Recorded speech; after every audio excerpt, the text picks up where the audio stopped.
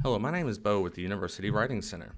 This video will help you create a works cited page using MLA 8 citation style. If you would like to skip ahead or move backwards in this video, use the table of contents located below the video.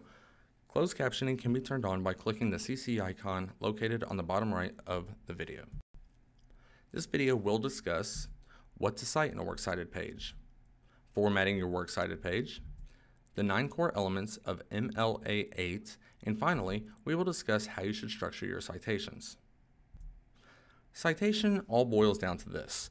If you borrow any words, ideas, or images from another person, the sources need to be credited in your paper, which includes in-text citation and the works cited page. This will give credibility to your work by providing evidence of your research. Likewise, the works cited page will allow your readers to locate useful information that they may want to include in their own work.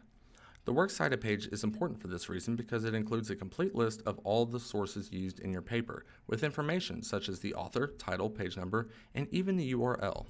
The Modern Language Association provides specifications for how to format each works cited entry. So remember, when you quote somebody, cite it. When you paraphrase, cite it. When you use someone's images, facts, or data, cite it. And when you use the theories of another scholar, cite it. And include it as an in-text citation and in your works cited page. Once again, this will add credibility to your own research. Here's an example of a works cited page. Notice that the words works cited is centered at the top of the page. The citations appear in alphabetical order per the first letter of each entry. Some entries begin with a name and others a title. This will be discussed next. All citations that occupy more than a single line feature a hanging indent that begins on the second line and all that follow. MLA 8 uses 9 core elements for structuring citations. These can be thought of as an order of operations. The structure of a citation will begin with step 1 and then move down the order of the list. If the source you are working with does not have the information for any particular step, then move on to the next. For example, a novel will probably not have a container, a version, or a number. However, you should include as much information as possible. Our first example is how to cite a book. The numbers that appear in the boxes above the entry represent the steps in the MLA core elements. Not all sources will have the information to complete each step. When beginning, we start with the author's name. We place the last name first and spell out the first name, then place a period. The title of the book is set in italics and ends with a period. Steps 3 through 6 do not appear because the book serves as its own container, does not have other contributors like an editor or translator, and it does not have an edition or volume number. Step 7 provides the publisher of the book, with University Press being condensed to the letters UP, followed by a comma and the year it was published. Every citation will end with a period. This next example shows how to properly cite a journal article. We begin with the author, last name first, followed by a period. The title of the article comes next and is placed in quotation marks, followed by a period that is placed inside the quotation marks. The container is italicized and identifies the journal, newspaper, magazine, or website.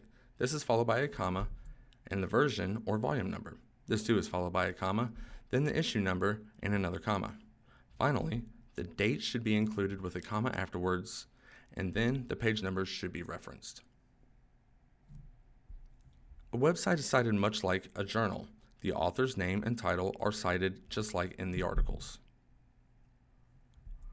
We see that the author's name is formatted last name first with the first name spelled out.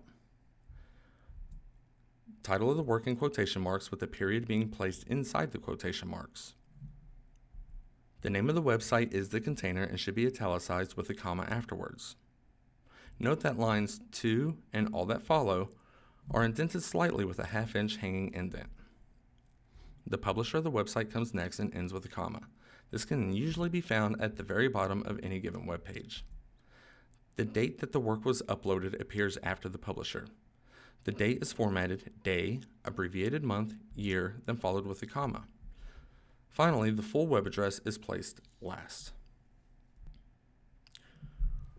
This video only includes 3 examples of the most commonly used sources. We know that you may use many different sources in your own projects, which is why knowing how to utilize available resources is important.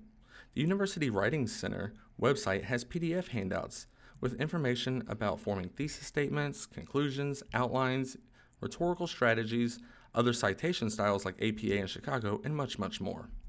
Online reference sites such as the Purdue Online Writing Lab are also a convenient way to look up how to structure a particular source. Meeting with the consultant at the University Writing Center is a great resource that is available to all students, staff, and faculty. This is the last video of the MLA series.